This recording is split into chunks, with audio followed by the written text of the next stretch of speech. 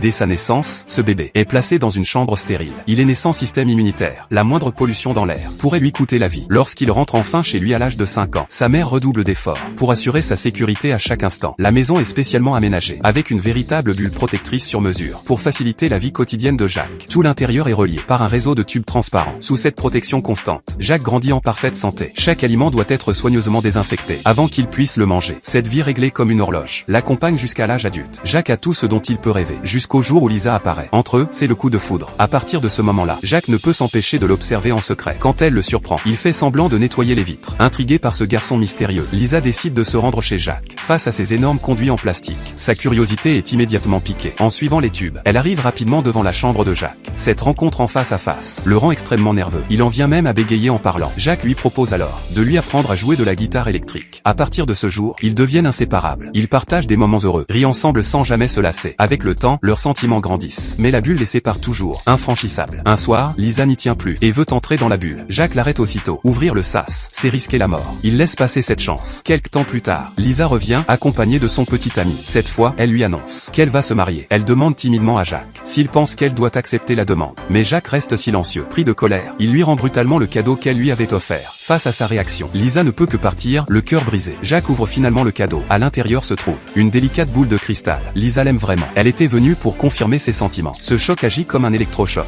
Porté par la force de l'amour, Jacques conçoit rapidement une combinaison bulle. Une bulle capable de se déplacer. Il doit retrouver Lisa. Jacques tranche la paroi de sa bulle, roule sur lui-même à 360 degrés et dévale jusqu'en bas. Le monde extérieur lui paraît incroyable, nouveau, fascinant. Pour la première fois, Jacques est enfin dehors. Mais ce bonheur est de courte durée. Un bus surgit face à lui et le percute violemment.